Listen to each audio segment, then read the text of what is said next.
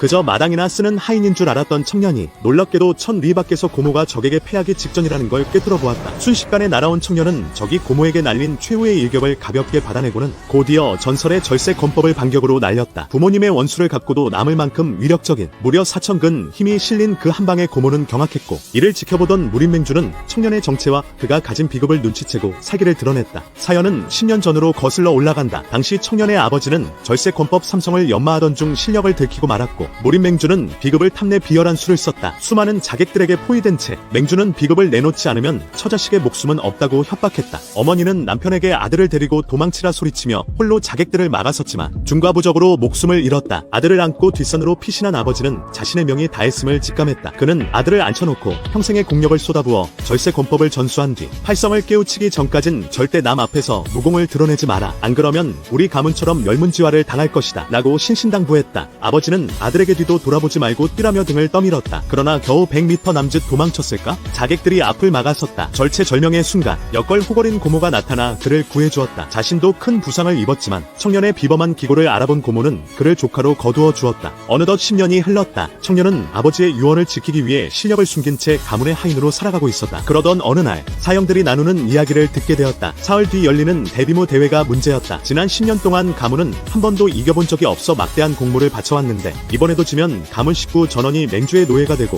고모는 시녀로 끌려갈 처지라는 것이었다. 그 말에 순간 감정이 격해진 청년은 자신도 모르게 예측력석을 쳤고 무려 1,000근의 힘이 기록되었다. 모두가 경악했다. 전대 가주조차 전성기 때 900근을 기록했을 뿐인데 가문에 이런 천재가 숨어 있었다니. 사흘 뒤 비무 대회는 따놓은 당상이라며 흥분한 사람들이 수소문했지만 나서는 사람은 아무도 없었다. 청년 역시 아버지의 당부를 되새기며 시치미를 뗐다. 사형들은 하인 주제에 1,000근을 칠 리가 없지라며 그를 무시했고 고모만이 그를 감싸며 아마 폐관 수련 중인 대사형이 한 것일 게다. 우리 가문의 희망은 그 아이뿐이다 라며 사태를 수습했다. 하지만 고모는 이번 대회가 쉽지 않을 것임을 직감하고 있었다. 그녀는 청년을 불러가 보인 옥팔찌를 쥐어주며 말했다. 사흘 뒤 내가 지면 이걸 팔아서 평생 먹고 살아라. 난 노예가 되느니 차라리 죽음을 택하겠다. 쓸쓸히 돌아서는 고모의 뒷모습과 손에 쥔 옥팔찌를 보며 청년은 결심했다. 사흘 안에 기필코 절세 권법 팔성을 완성하여 천하무적이 되겠노라고. 그래야만 10년간 자신을 거두어준 고모와 가문을 지킬 수 있으니까. 하지만 밤낮 없이 수련에 매진해도 칠성의 벽은 높기만 했다. 낮담한 그가 온 힘을 다해 측력석을 쳐봤지만 5,000근에 그쳤다. 이 정도로는 턱도 없었다. 답답한 마음에 조언이라도 구할까 하여 고모를 찾아간 청년. 그런데 고모는 무리하게 공력을 끌어올리려다 주화인마에 빠져 위태로운 상태였다. 고모가 이성을 잃고 청년을 붙잡으며 도움을 청하는 위급한 상황. 오히려 이것이 전화위복이 되었을까? 하룻밤 사이 청년은 기적처럼 팔성의 오의를 깨닫게 되는데